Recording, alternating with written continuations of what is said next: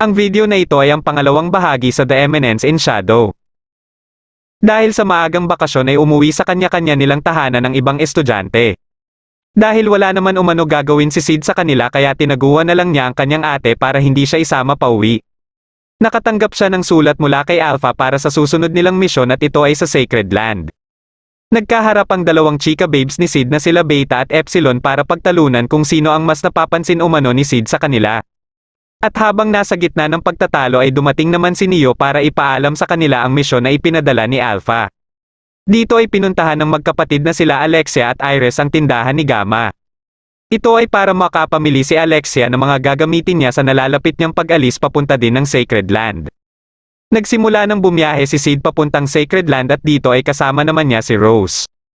Napaisip si Sid na pwede naman siyang makarating kaagad sa Sacred Land ng mabilis at kailangan lang niyang hintayin na magdilim muna tapos tumakbo ng sobrang bilis. Pero mas pinili na lang niyang sumakay ng train na katulad ng ordinaryong tao ngunit napagtanto niya na parang nagkamali siya sa desisyon na ito. Dahil pagkarating niya pa lang sa estasyon ng train ay nakita siya ni Rose na naging dahilan kaya magkasama sila ngayon. Pagkadating nila sa Sacred Land ay nagsimula silang magtingin-tingin sa mga paninda. Habang naglalakad silang dalawa ay nakita ni Rose ang paborito niya umanong manunulat na si Natsumi na nagbibigay ng autograph nito sa mga bumibili ng kanyang mga isinulat na libro. Kaagad na pumila si Rose para samantalahin ang pagkakataong makakuha ng autograph niya. Habang si Sid naman ay tiningnan ang mga libro at napansin niyang ito din ang mga librong nabasa niya sa dati niyang buhay. Iniisip niya na hindi ito nagkataon lang at baka may nabuhay din na iba na katulad sa kanya. Pagkapila niya ay dito niya nalaman na si Beta pala ito at katulad ni Gamma ay ginamit din ito ang mga natutunan niya mula kay Sid. Dahil gusto umano ni Beta ng panitikan kaya ikwento niya dito ang kanyang mga nalalaman. Akala ni Sid ay kukuha lang ng ideya si Beta dito ngunit kinopya pala nito ang buong kwento. Imbis na autograph ay mga detalye tungkol sa misyon nila ang inilagay ni Beta sa libro. Pagsapit ng gabi ay pinuntahan ni Alpha ang katedral at naabutan niya ang pinaslang na arsobispo na si Drake. Dumating naman ang ibang kasamahan ng arsobispo at nakita nilang papaalis na si Alpha kaya siya ang napagbintangan sa nangyari at kaagad na inutos na ipasara ang buong katedral para mapigilang makalabas si Alpha. Habang pinagmamasdan ni Sid ang lugar ay may napansin siyang tumatakbo. Pagkababa nito ay napansin niyang papalapit si Sid kaya umatake ito at nasanggalang ito ng ginamit na kutsara ni Sid sa kinain niyang ice cream. Bigla namang may umatake dito mula sa taas at kaagad itong namatay. Ito pala ay si Epsilon at ipinaalam nito kay Sid ang estado ng misyon at tungkol sa pagkapaslang sa arsobispo at sa salarin nito. Kinabukasan ay nagpas siyang maligo si Sid ngunit nandito din pala si Alexia na gulat nang makita siya. Habang pa-relax lang si Sid ay hindi na nakatiis si Alexia at kinausap niya si Sid. Napatanong naman si Sid kung ano ang pinunta ni Alexia sa Sacred Land. Sumagot si Alexia na isa umano siyang special guest para sa Goddess Trial. Hindi naman alam ni Sid kung ano itong Goddess Trial kaya ipinaliwanag ito ni Alexia. Ayon kay Alexia ay ginaganap ang Goddess Trial isang beses sa isang taon kapag magbukas na ang pinto ng santuaryo para sa isang ritual na labanan. Nagigising umano ang mga sinaunang mandirigma mula sa santuaryo at nilalabanan ng mga ito ang sinumang humahamon sa kanila. Nabanggit din ni Alexia ang tungkol sa pagkapaslang sa arsobispo at isa sana sa pakay niya dito ay i-audit ang arsobispo na ito. Sinabihan naman ni Sid si Alexia na ihinto na umano nito ang pagtitig sa kanyang Excalibur. Para naman kay Alexia ay mas kahawig pa umano nito ang isang bulate. Sumagot naman si Sid na wag husgahan kaagad ang libro batay sa panlabas lamang na anyo nito sabay tumayo si Sid sa harap ni Alexia na ikinagulat ni Alexia. Lumabas na ng paliguan si Sid at naiwan si Alexia dito. Dumating na ang araw para sa pagdaraos ng Goddess Trial at dito ay katabi ni Alexia si Rose at Beta na mas kilala ng karamihan bilang si Natsumi. Habang nagsasalita ang tumatayong arsobispo na si Nelson ay naalala ni Alexia ang pagtanggi nito na magsagawa siya ng audit sa yumaong arsobispo. Nang pinagsisigawan ang pangalan ni Natsumi ay nabaling naman ang atensyon ni Alexia kay Natsumi. Habang si Natsumi naman ay napatingin din kay Alexia at iniisip na mas karapat-dapat umano siya sa mga oras na nakapiling ni Alexia si Sid o Shadow. Sa inis ni Alexia ay inapakan nito ang paa ni Natsumi habang si Rosa naman ay pangiti-ngiti lang habang pinagmamasdan si Sid.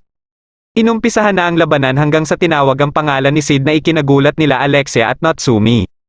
Habang si Sid naman ay iniisip na ang mga pwede niyang pagpilian.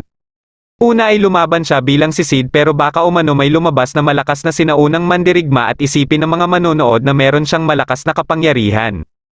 Pangalawa ay tumakas na lang ngunit nabanggit na umano ang pinanggalingan niyang eskwelahan at baka tanggalin lang siya sa eskwelahan kung ito ang gawin niya. At ang pangatlo ay ang sa tingin niya mas makakabuti sa kanya. Ito ay lumaban bilang si Shadow at ang kalaban niya ay si Aurora na kilala sa tawag na Witch of Calamity. Dahil hindi ito kilala ni na Alexia at Rosa ay si Beta na mismo ang nagkwento sa kanila kung gaano ito kalakas. Nakiusap naman si Beta kay Nelson na sabihin pa ang mga nalalaman nito tungkol kay Aurora. Ayon kay Nelson ay ito umano ang pinakamakapangyarihang mangkukulam sa kasaysayan at malas lang ni Shadow na ito ang makakalaban niya dahil wala umano itong magagawa kay Aurora. Hindi naman sumang-ayon si Alexia sa sinabi ni Nelson dahil kung ito man ang lumabas bilang kalaban ni Shadow ay siguradong kalibel na din ni Shadow ang lakas ni Aurora. Unang umatake si Aurora ngunit lahat ng mga atake nito ay naiiwasan lang ni Shadow. Patuloy lang ang pag-atake ni Aurora hanggang sa umatake na din si Shadow at kaagad niyang natalo si Aurora sa isang atake lang niya. Kaagad ding umalis si Shadow matapos maglaho si Aurora. Unti-unting nabiyak ang barrier at pagkabasag nito ay may biglang nabuo na parang pinto patungo sa ibang dimensyon. Napuno din ng pulang kulay ang malaking parte ng syudad. Kahit nasa labas na si Shadow na naganyong sisid na ay sinusundan naman siya ng pinto na katulad din ng nagpakita sa arena. Napagtanto niya kaagad na hindi siya titigilan nito kahit saan siya magpunta. Kaya nang maisip niya ang nakalaban niyang si Aurora ay pinasok niya na lang ito. Hindi naman makapaniwala si Nelson na magpapakita kaagad ang pinto sa santuaryo sa kalagitnaan ng Goddess Trial matapos lang lumaban si Shadow. Dahil magbubukas na ang pintong ito ay ipinaalam kaagad ni Nelson na pagbawalan ng mga tao na lumapit dito at palabasin na lang ng arena. Dumating naman sila Alpha, Delta at Epsilon at sinabihan sila Alexia na wag munang gumawa ng kahit anong aksyon hanggat magsara ang pinto. Nilapitan nila Alpha at Delta ang pinto at kaagad silang nakapasok dito. Kukunin na sana ni Epsilon si Nelson para pasamahin sa loob ng santuaryo ngunit inatake naman siya ng Executioner Venom. Mabilis lang itong natalo ni Epsilon at puwersahang dinala papasok ng santuaryo si Nelson. Pagkapasok nila Beta ay sumunod naman sila Alexia at Rose. Ayon umano sa alamat ay dito isinilang isang kamay ng Diablo matapos itong matalo ng hero na si Olivier. Pero mas interesado sila Alpha at ang Shadow Garden sa mga malalaman nila dito tungkol sa mga kulto at Diablo.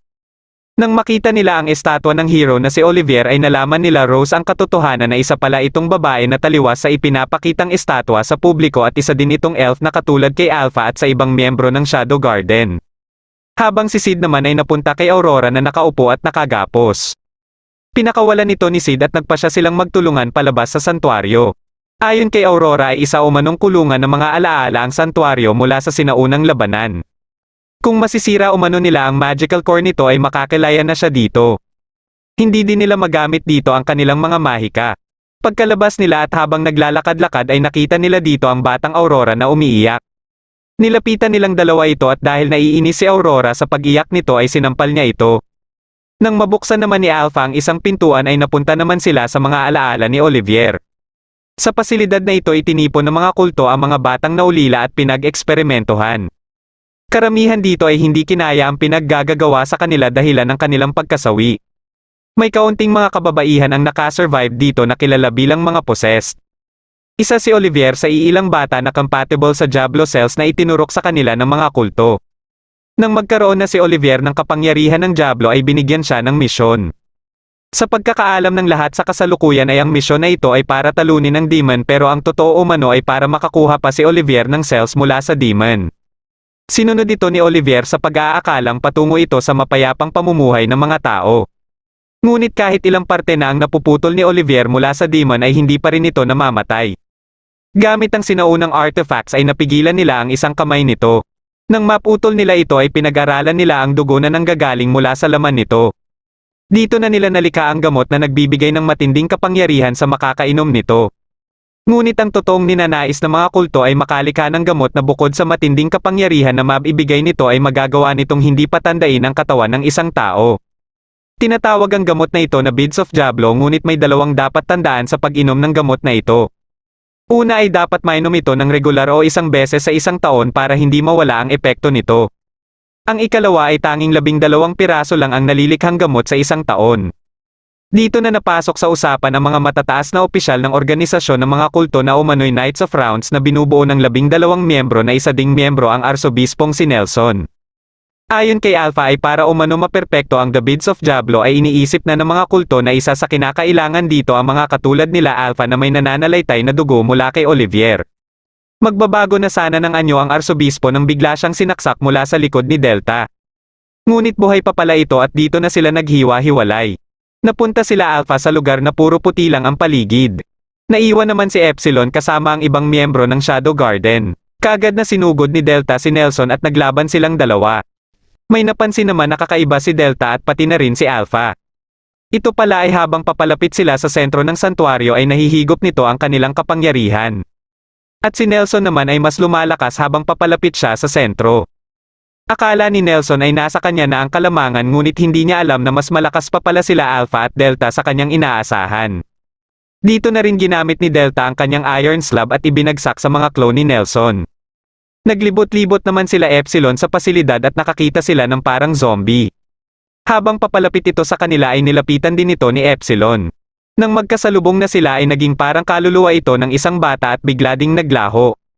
Nakarating sila sa pinaglalagyan ng mga datos sa ginawang eksperimento ng mga kulto at nakita nila dito ang mga impormasyon na makakatulong sa kanila sa pag-iimbestiga nila tungkol sa mga kulto at mga Diablo. Napunta naman sila Sid sa lugar kung saan naganap ang sinaunang labanan. Sa malawak na hukay ay nakita na naman nila dito ang batang Aurora. Hiniram ni Aurora ang espada ni Sid at nang susubukan na nitong atikihin ang batang Aurora ay bigla naman siyang inatake ng mga namatay dito sa labanan at buti na lang ay nasagip siya ni Sid. Isa-isang nagsitayuan ang mga bangkay na nakabulagta kanina at papalapit ang mga ito sa kanila. Nilabanan nila ang mga ito at napatumba nila ang karamihan dito. Inatake ni Sid ang batang Aurora gamit ang kanyang espada at nalipat na sila sa sentro ng santuario. Nakita nila dito ang espada na siyang tanging makakasira sa mga kadena na nakaharang sa pinto. Nang sinubukan ni Sid na bunutin ang espada ay nakita ni Aurora ang nakasulat na tanging descendants lang umano na may-ari ng espada ang makakabunot nito. Patuloy na nilabanan ni Delta ang ibang clone ni Nelson hanggang sa mabalik sila sa pinagtatayuan ng estatwa ni Olivier. Napalabas ni Nelson si Olivier at dumating naman sila Epsilon para ipaalam kay Alpha na natapos na umano sila sa kanilang pag-iimbestiga. Kaagad din silang umalis at naiwan sila Nelson at Olivier. Nakatanggap naman si Nelson ng impormasyon na may nakapasok sa sentro ng santuario. Habang nag-uusap sila Sid at Aurora ay dumating naman si Nelson kasama si Olivier. Napansin kaagad ni Sid na kahawig nila Alpha ang kasamang babae ni Nelson. Inutusan ni Nelson si Olivier na patayin si Sid at dito na sila naglaban. Sa bilis ni Olivier ay maraming beses nitong natamaan si Sid ng kanyang mga atake. Ngunit naiinis naman si Nelson dahil buhay pa rin si Sid. Pinigilan ni Aurora na ipagpatuloy pa ni Sid ang pakikipaglaban kay Olivier. Gagawa na lang umano siya ng paraan para makalabas ng santuario si Sid. Ayon naman kay Nelson ay kung makikipagtulungan si Aurora sa kanya ay hahayaan niyang mabuhay si Sid. Pumapayag na sana siya sa gusto ni Nelson ngunit sumali naman sa usapan si Sid. Ayon kay Sid ay parang naiinsulto umano siya sa pinag-uusapan ng dalawa dahil pinagmumuka umano ng mga ito na hindi niya kayang talunin si Olivier. Dahil sa inis ni Nelson ay pinaatake niya si Olivier at kaagad namang nasaksak si Sid nito. Dito na napangiti si Sid at ibinuka ang isa niyang mata. Hinawakan ni Sid si Olivier at kinagat ito katapos ay kaagad na naglaho. Nang nilalapitan na ni Sid si Nelson ay pinalabas ni Nelson ang mas marami pang clone ni Olivier. Sabay-sabay na sumugod ang iba dito at ibinuka na naman ni Sid ang isa niyang mata katapos ay mabilis na natalo ang mga sumugod sa kanya. Gulat na gulat si Nelson nang makita niya ang sandata ni Sid at nagagawa nitong gumamit ng mahika. Ayon kay Sid ay kailangan lang niyang gawing mas solid ang kanyang mahika para hindi ito madaling mahigop ng santuario. Pinaatake ni Nelson ang iba pang clone ni Olivier at dito na nagpalabas ng matinding kapangyarihan si Sid. Habang sila Alpha at ibang chika babes ni Sid ay nanonood lang sa labas. Kahit ang dalawang chika babes na prinsesa ni Sid ay gulat na gulat sa matinding kapangyarihan na ito. Nakita ni Sid ang putol na braso ng demon na nakagapos at mukha din ni Aurora at nagising na lang siya nakatabi ito. Nang hahawakan na ni Aurora si Sid ay unti-unti nang naglalaho ang kamay nito. Bago pa maglaho ng tuluyan si Aurora ay nagpasalamat ito sa mga alaala na nakasama niya si Sid. Habang naglalakad pabalik sila Alexia ay marami ang pumapasok sa kanyang isipan tungkol sa mga nangyayari katulad sa Shadow Garden at sa mga kulto. Gusto niyang mangalap pa ng impormasyon sa mga nangyayaring ito at sa nagaganap na labanan. Inalok niya sila Rose at Beta na makipagtulungan sa kanya sa balak niyang gawin at sumang-ayon naman ang dalawa sa kanya. Nagbigay naman ng report si Epsilon kay Alpha tungkol sa tuluyang pagkawasak ng santuario at sa Holy Sword at wala din silang ma-recover na sample mula sa magical core nito. Napag-usapan din nila ang misyon ni Beta na pakikisalamuha sa mga prinsesa. Dagdag pa ni Epsilon na tama din ang teorya nila na may iba pang pangalan si Aurora at ito ay The Demon Diablo. Pinapaghanda ni Alpha sila Epsilon para sa susunod nilang misyon at ito ay sa Royal Capital ng Midgar. Dito ay nakausap ni Gamma ang isang ahente na nagbebenta ng lupa sa Madlid. Habang hinihikayat siya nito na bilhin na ang lupa ay pumasok naman si Neo at ipinaalam kay Gamma na kumpirmado umano na may petroleum sa lugar. Kaagad na nag-oo si Gamma sa ahente sa pagbili ng lupa at inutusan din ni Neo ang iba na umpisahan na ang pagbili ng mga lupain sa paligid ng Nile River. Ibinalita naman ni Gamma kay Alpha ang nalalapit na pagbisita ng Royal Chancellor ng Oriana na si Perv Asshat sa Royal Capital ng Midgar. Napag-usapan naman nila Alexia at ate niyang si Iris ang mga nangyari sa Sacred Land. Kasama sa napag-usapan nila ang nalalapit na pagbisita ng hari ng Oriana na isa sa kaalyansa ng kanilang kaharian. Nabanggit din ni Iris ang magaganap na Bushion Festival na plano niyang salihan at gusto niyang manalo dito. Ito ay para makuha niya ang buong suporta ng mga tao at mapilitan ang ama nila o ang hari at mga matataas na opisyal na pakinggan ang mga gusto niyang sabihin. Nabanggit naman ni Alexia na baka umano umeksina na naman sa Bushion Festival ang mga kulto at ang Shadow Garden. Hindi naman nagpapatinag dito si Iris kahit na alam niyang nagtataglay ng matinding kapangyarihan ang mga miyembro ng Shadow Garden lalo na si Shadow. Kung magkataon man umano na makialam ang mga kulto at Shadow Garden sa Bushion Festival ay kailangan nilang matalo ang mga ito. Habang nagsasanay si Rose ay bigla siyang may naramdaman sa dibdib niya at nagulat siya sa nakita niya dito. Sa pag-uumpisa ng Bushion Festival ay nagsidatingan na ang mga gustong sumali dito mula sa iba't ibang lugar. Habang si Sid ay nasa tuktok lang ng isang gusali at pinagmamatyagan ang mga dumating na mga sasali sa paligsahan. Plano din ni Sid na sumali dito at magpapanggap lang siyang isang mahinang kalahok. Para magugulat na lang umano ang mga manonood sa kanyang ipapamalas sa paligsahan. Pinuntahan niya si Gamma para tulungan siya sa plano niyang ibahin ang kanyang hitsura. Inilabas ni Gamma ang imbensyon ni Eita na kaya umanong baguhin ang buong panlabas na anyo ng isang tao. Inirekomenda ni Gamma ang katauhan ni Mundane Man at sumang-ayon naman dito si Sid. Nagtagumpay sila na makopya ang eksaktong muka at katawan ni Mundane Man.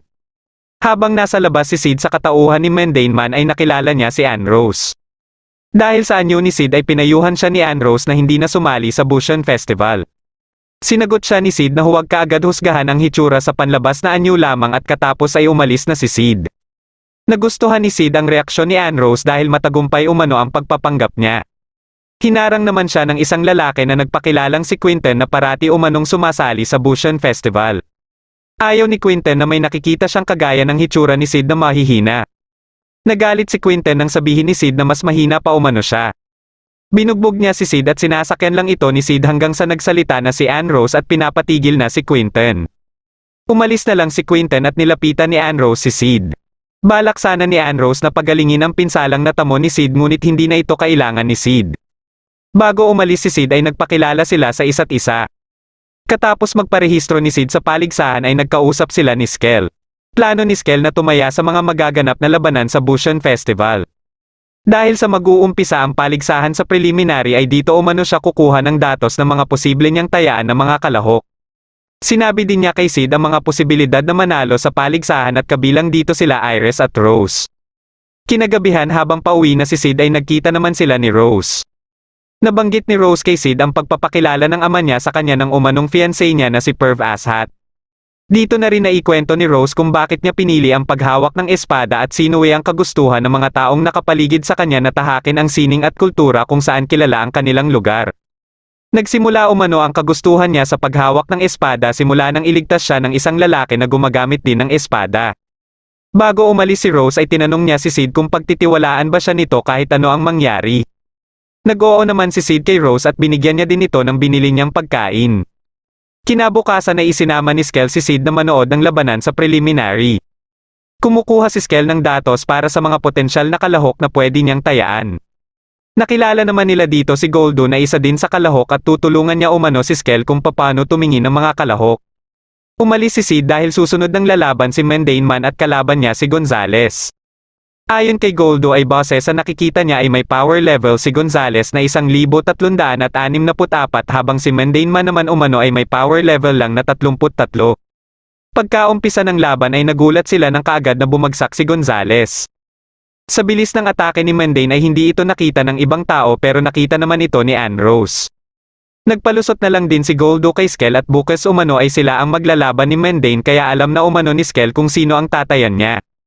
Pagkabalik ni Sid ay kaagad siyang hininga ni Skel ng pondo para pantaya bukas dahil sigurado na umano ang panalo nila. Habang nagpapahinga si Sid ay pinuntahan siya ni Skel para ipakita ang nilalaman na balita sa dyaryo. Kung saan nakalagay si Rose na sinaksak umano nito ang fiancé niyang si Perv Asat at hindi pa din mahagilap ang kinaroroonan ni Rose.